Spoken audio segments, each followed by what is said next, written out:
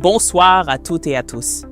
Ce dimanche soir, le dernier du mois de mai, je veux commencer par une vérité que nous portons tous, où que nous soyons. À Bunia, une mère enterre un enfant sans pouvoir le toucher. À Kinshasa, une vendeuse de pain met 2 heures pour faire 5 km dans la poussière et les odeurs. À Bukavu, un commerçant regarde une frontière fermée lui couper son gagne-pain. Et dans nos foyers, du Congo profond jusqu'à nos familles dispersées dans le monde, la même question revient chaque soir. À vous, la grande famille congolaise de la diaspora, de l'Est à l'Ouest, sur tous les continents, je vous salue ce soir avec une affection particulière.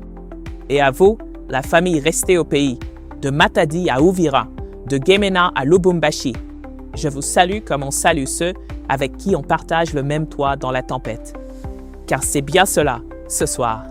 Nous partageons la même maison.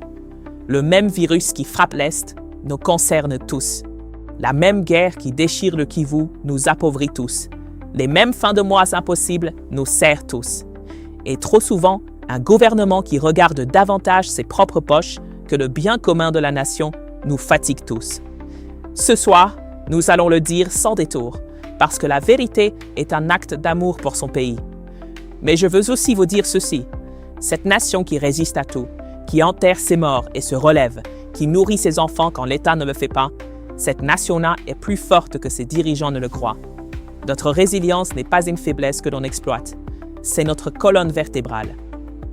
Ce soir, 2 dossiers. D'abord, un président qui descend dans un marché, constate le désastre et choisit un général là où il aurait fallu choisir des institutions. Ensuite, le patron de l'Organisation mondiale de la santé qui pose le pied à Bunia, au cœur de l'épidémie, pendant qu'un ministre promet la victoire en 6 mois. La première question de ce soir est simple. Quand l'État reconnaît lui-même que ses propres outils ne marchent plus, répare-t-il ses outils ou les contourne-t-il en espérant que personne ne demandera ce qui se passera après? Stéphanie, ce dossier est le tien. Bonsoir à toutes et à tous. Merci Charlotte. Le 23 mai 2026, Félix Antoine Tshisekedi descend au Zando, le grand marché central de Kinshasa. Il marche dans les artères de sa propre capitale et il juge la situation intolérable. Le mot est de lui.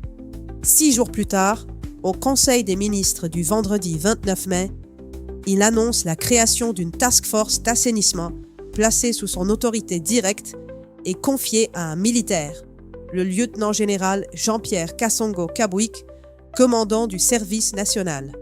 Voilà les faits. Mais derrière ces faits, il y a une question que personne au sommet de l'État n'a posée à voix haute, et c'est celle que nous allons poser ce soir. Kinshasa a un gouverneur depuis juin 2024. Elle a un budget provincial. Elle a des institutions dédiées à la propreté urbaine. Elle a même une régie spécialisée créée pour cela. Alors pourquoi faut-il un général pour ramasser les ordures de la capitale? Ce problème n'est pas né avec Daniel Bumba. Plusieurs régimes successifs ont échoué à transformer durablement une mégapole qui grandit plus vite que la capacité de l'État à l'administrer. Et aucun gouverneur depuis l'indépendance n'a brisé cette équation. Ce que nous observons ce soir n'est pas un accident. C'est le symptôme d'une manière de gouverner où l'on préfère l'annonce spectaculaire à la réparation patiente des institutions. Regardons d'abord le bilan de celui que cette décision met en cause sans le nommer. Dès son investiture, Daniel Bumba a fait de l'assainissement sa priorité absolue. En août 2024, il présente son programme quinquennal, Kinshasa Ezo Bonga, chiffré à 10,9 milliards de dollars sur 5 ans. Pour la seule année 2024, 577,6 millions étaient prévus. En décembre 2024, le budget provincial 2025 est adopté à 1,145 milliards de dollars, dont 465 millions, soit 40%, fléchés vers l'assainissement, la voirie et l'embellissement. Les chiffres sont énormes. Tenez-les en tête, car ils sont la clé de tout ce qui suit. Et puis, les partenariats s'enchaînent. À peine investi, Bumba résilie le contrat de la société turque Al Bayrak, héritage de son prédécesseur, qu'il qualifie de léonin. Sur ce point précis, l'honnêteté oblige à lui donner raison. Selon des sources journalistiques, Al-Bayrak facturait entre 500 000 et 1 million de dollars par mois, tout en utilisant les engins achetés sur les fonds propres de la ville. Résilier ce contrat était un acte de bonne gestion. Nous le disons clairement. Mais voici ce qui suit, et c'est là que le fil se tend. En janvier 2026, Bumba négocie avec la société libanaise Averda un accord pour la gestion des déchets. En mars 2026, devant le président lui-même, il annonce un contrat de 600 millions de dollars avec une entreprise qatari pour une usine de sacs poubelles. En octobre 2025, un plan stratégique baptisé Padkin, doté de 565 millions de dollars, est adopté lors d'un atelier à l'ambassade des Pays-Bas. À chaque étape, une société étrangère, un montant en millions, une signature. Le Liban, le Qatar, la Turquie d'avant. Et pendant ce temps, au cœur du dispositif, une institution congolaise agonise dans le silence. Cette institution s'appelle la RASKIN, la Régie d'assainissement de Kinshasa. C'est elle qui porte légalement la responsabilité de la propreté de la capitale. C'est elle qui devrait être l'outil du gouverneur. Savez-vous de combien elle vit ? Son propre personnel l'a dit publiquement. La RASKIN survit à des recettes de stations de transit qui atteignent à peine 80 à 90 dollars par jour. 80 dollars par jour pour une ville de plus de 15 millions d'habitants qui produit entre 10 000 et 15 000 tonnes de déchets quotidiennes selon les chiffres du gouverneur lui-même. Mettez les deux nombres côte à côte. Des centaines de millions annoncés pour des sociétés étrangères et 80 dollars par jour pour la Régie nationale censée faire le travail. Voilà le cœur de ce dossier. Et c'est une question de souveraineté. Pourquoi des millions sur la table pour des compagnies de Beyrouth et de Doha n'est pas un effort structurel sérieux pour financer, réformer et armer nos propres régies, la RASKIN et l'Office des voiries et drainage. Ces institutions existent. Elles ont un mandat légal clair. Elles emploient des Congolais. Elles auraient pu financer et nettoyer de leurs scandales, prendre la responsabilité de leur propre ville. En 2022, 3 cadres de la RASKIN avaient été suspendus pour usage abusif d'engins, perception illégale de taxes et consommation excessive de carburant. Ce contexte appelait une réforme de fond. Elle n'est pas venue. Le signe le plus parlant est tombé la veille même de la décision présidentielle. Le 30 mai, la directrice générale adjointe de la RASKIN, Eden Lombo-Kukiel-Edog, quittait ses fonctions.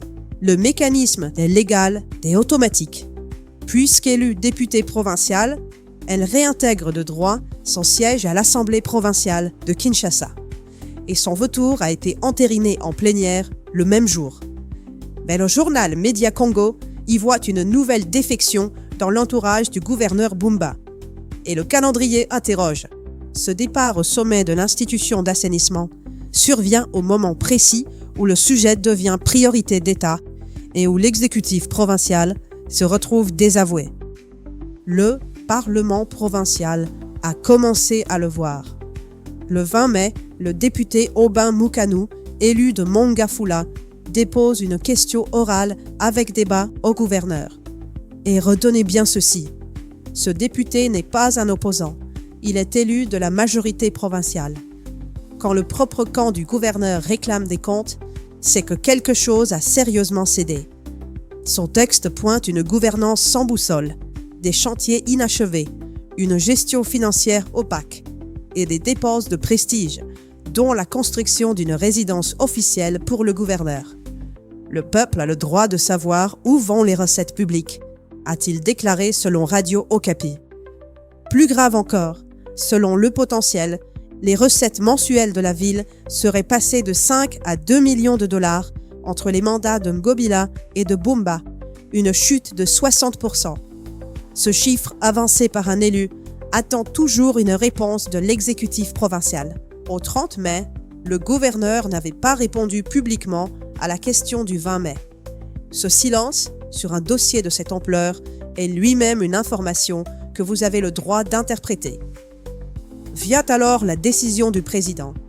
Et il faut être juste avec lui aussi. Tshisekedi a posé un diagnostic exact. Il parle des limites des mécanismes actuels, du manque d'anticipation, des lenteurs opérationnelles, des déficits de discipline. C'est vrai, tout cela est vrai. Le choix de l'homme, le lieutenant-général Kasongo Kabwik, n'est pas non plus absurde. Son bilan au service national est réel.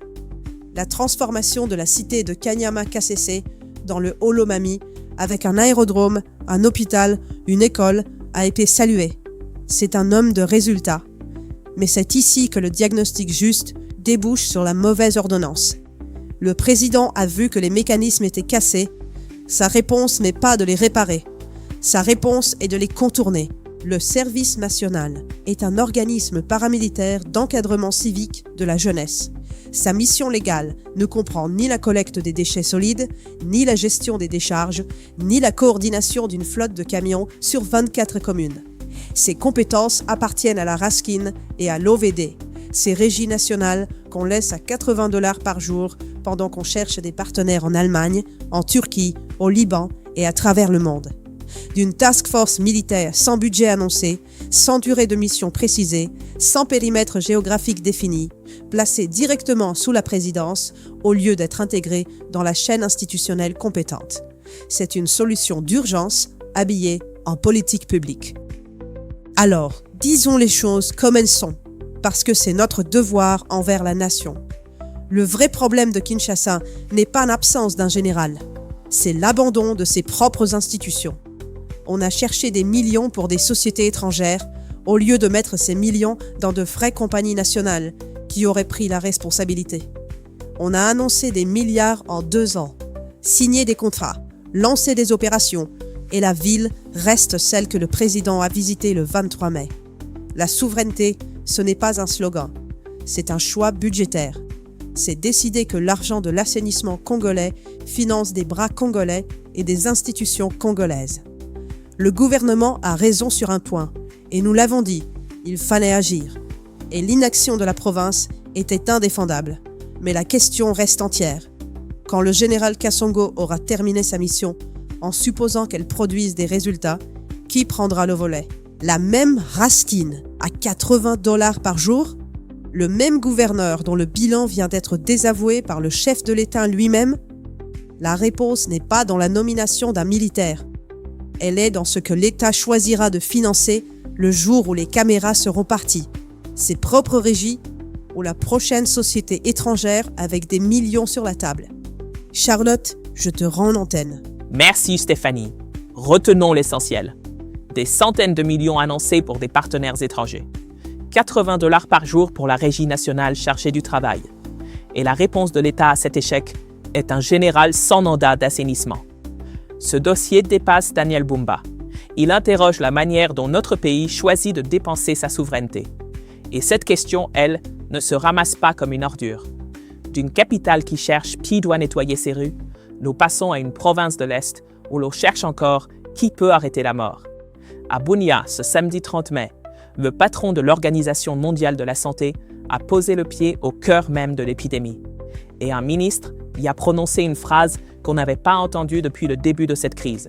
Adriana, le dossier est à toi. Bonsoir à toutes et à tous. Le samedi 30 mai 2026, le directeur général de l'Organisation mondiale de la santé, Tedros Adhanom Ghebreyesus, atterrit à Bunia, chef-lieu de l'Ituri, sur un aéroport fermé aux vols commerciaux à cause de l'épidémie.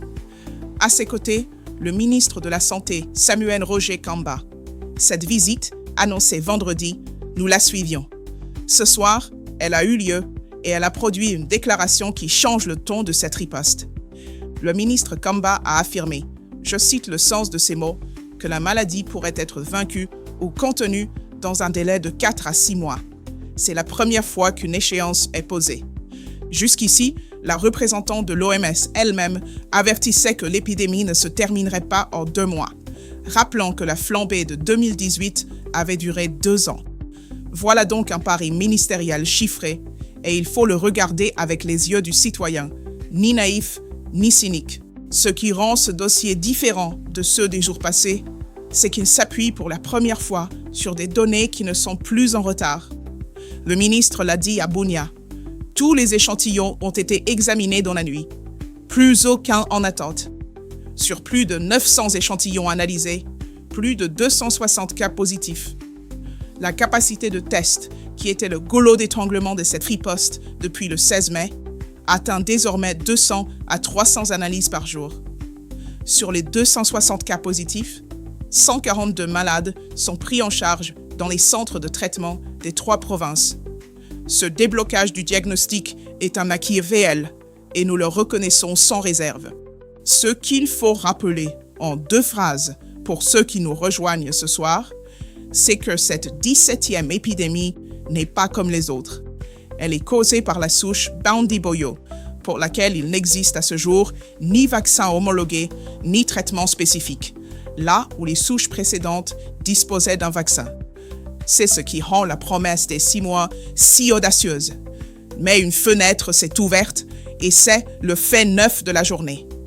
Le ministre Kamba a révélé avoir reçu le jour même une réponse du gouvernement américain confirmant l'entrée en phase d'essai clinique d'un anticorps monoclonal développé avec l'université d'Oxford, qui avait montré des résultats prometteurs lors des premiers tests chez l'homme.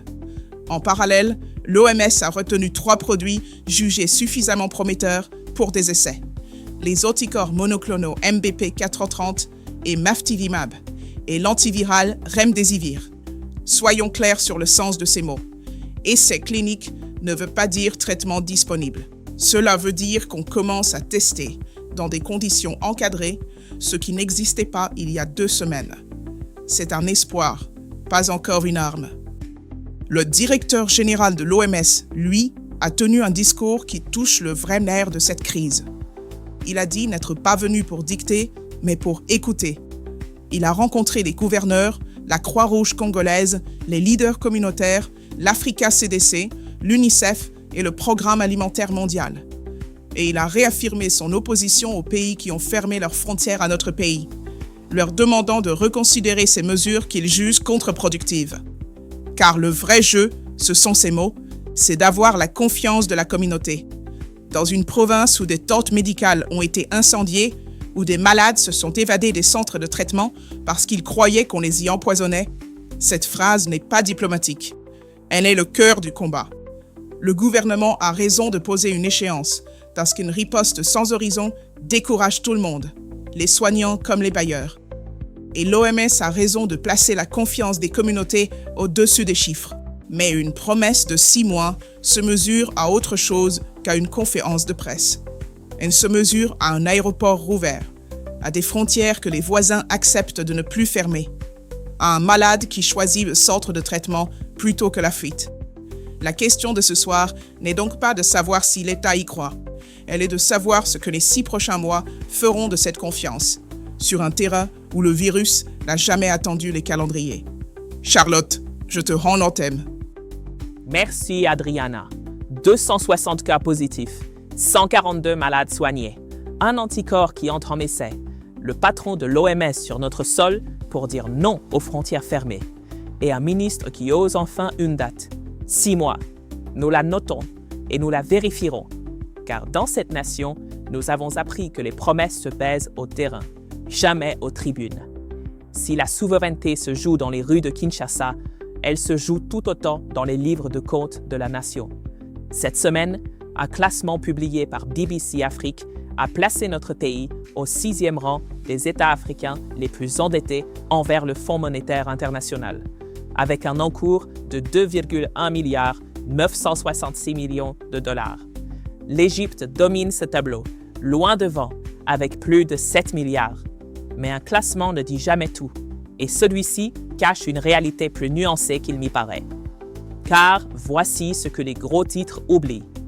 Notre dette publique totale est estimée à 23,2% du produit intérieur brut, bien en dessous du seuil de 35% fixé par le FMI pour les pays les moins avancés. En clair, la RDC emprunte beaucoup en valeur absolue, mais son endettement rapporté à la taille de son économie reste l'un des plus bas du continent. C'est précisément cet argument qui a séduit les marchés. Le 9 avril, le pays a réalisé sa toute première émission d'Eurobonds, levant 1,25 milliard de dollars pour une demande qui frôlait les 5 milliards, 4 fois la mise. Le ministre des Finances, Doudou Fwamba, a parlé d'un succès total. Mais derrière le succès, des conditions. Le FMI veille. En janvier, Kinshasa avait dû réduire de moitié ses ambitions et le fonds exige une utilisation transparente des fonds levés.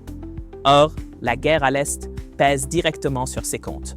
La détérioration sécuritaire a fait baisser les recettes fiscales d'environ 5%, pendant que les dépenses militaires explosent, avec la solde des soldats doublée. Et c'est là le vrai nœud.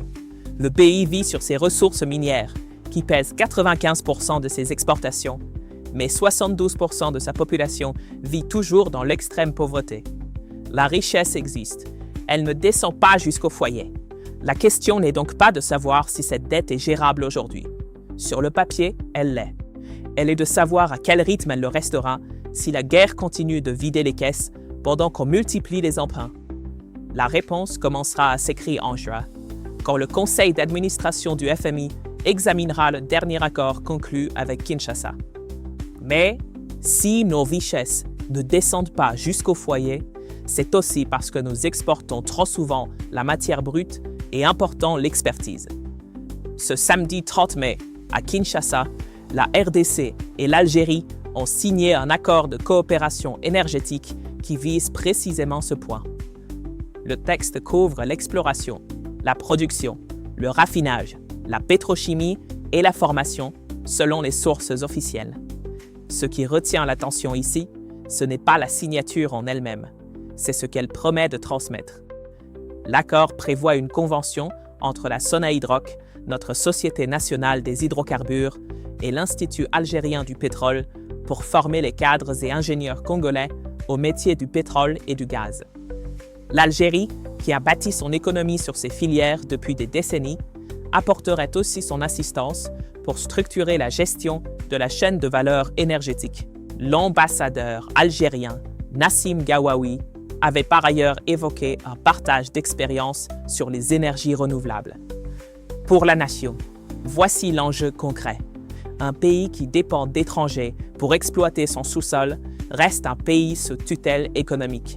Former nos propres ingénieurs, c'est commencer à reprendre la main sur nos propres ressources.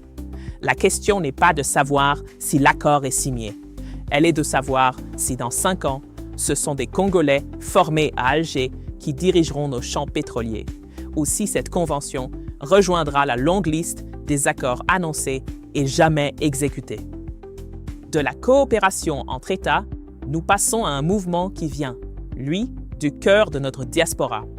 Ce samedi à Bruxelles, l'Alliance pour le développement social et communautaire, l'ADESCO, un parti de la majorité au pouvoir, a officiellement installé son bureau de représentation pour l'espace Benelux, qui regroupe la Belgique, les Pays-Bas et le Luxembourg. La présidente interfédérale du Parti pour le Benelux, Marie Prudence, a accueilli les participants et lancé un appel à l'engagement de la diaspora en faveur du développement national. Selon les dirigeants de l'ADESCO, cette implantation marque une étape de leur stratégie d'expansion internationale et vise à se rapprocher de la communauté congolaise d'Europe. La structure servira, disent-ils, de cadre d'échange entre membres, sympathisants et Congolais de l'étranger désireux de contribuer au pays.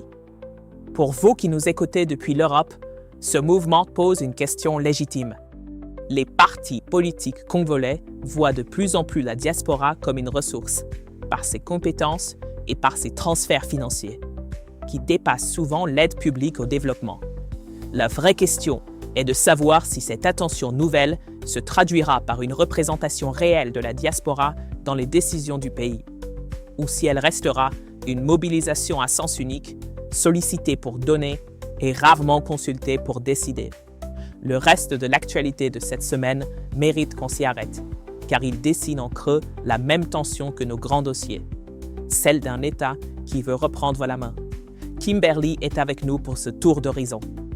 Bonsoir à toutes et à tous, et merci Charlotte.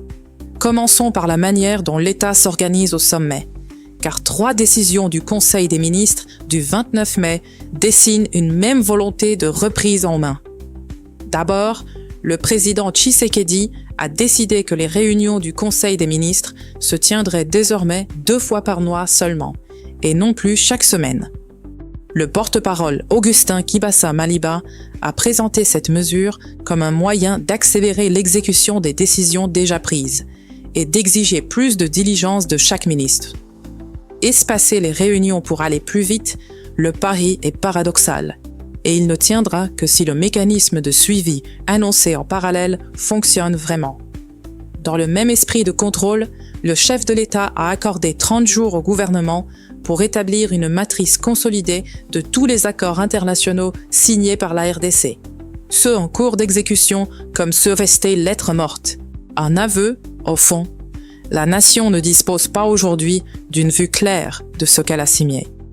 Et puisqu'il est question d'y voir clair, le président a aussi exigé un rapport d'évaluation sur ce cadre de coordination de l'aide au développement, validé sur le papier, mais toujours pas opérationnel, parce qu'il estime que le TI ne peut plus se permettre une gestion fragmentée de l'aide extérieure.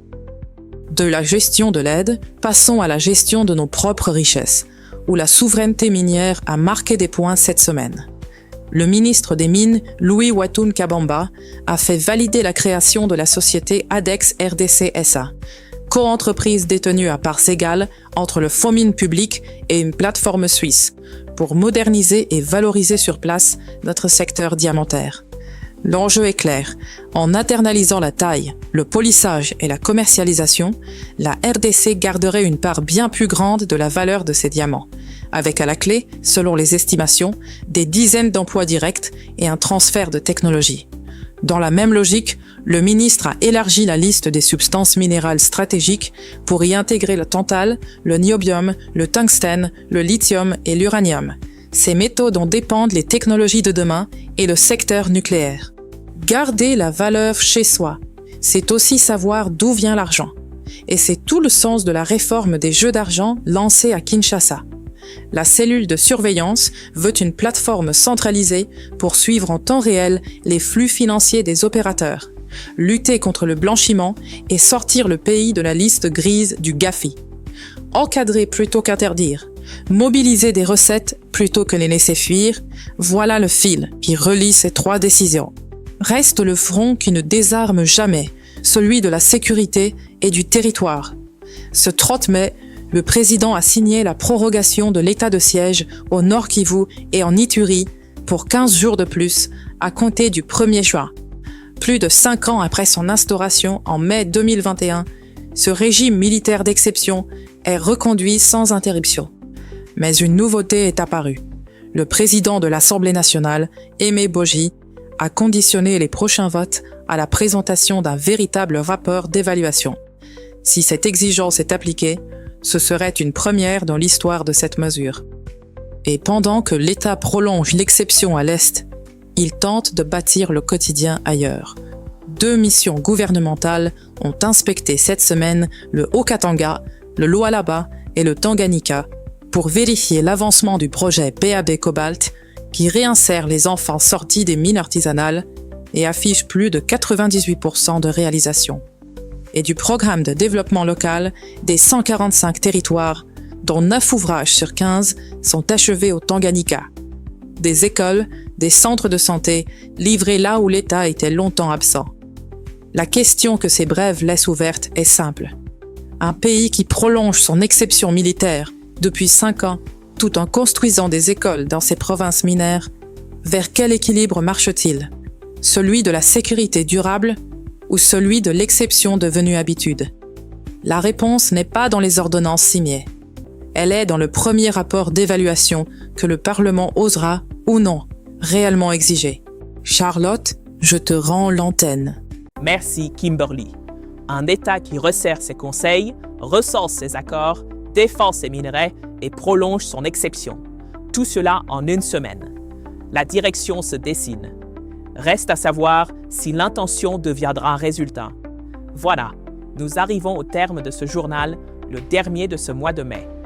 Si je devais retenir une seule ligne de force ce soir, ce serait celle de la souveraineté, sous toutes ses formes. À Kinshasa, un président a constaté l'échec de l'assainissement le 23 mai aux Zando, et il y a répondu le 29 mai en confiant la propreté de la capitale à un général, le lieutenant-général Kassongo Kabwik, pendant que la Régie nationale, La Raskin survit à 80 $ par jour et des millions sont promis à des sociétés étrangères. À Bunia, ce samedi 30 mai, le patron de l'OMS, Tedros Adhanom Ghebreyesus, a foulé le sol de l'épidémie et le ministre Roger Kamba a osé une date, 4 à 6 mois pour vaincre le Bundibugyo. 2 dossiers, une même question. Un État qui reconnaît ses propres limites choisit-il de réparer ses institutions ou de les contourner?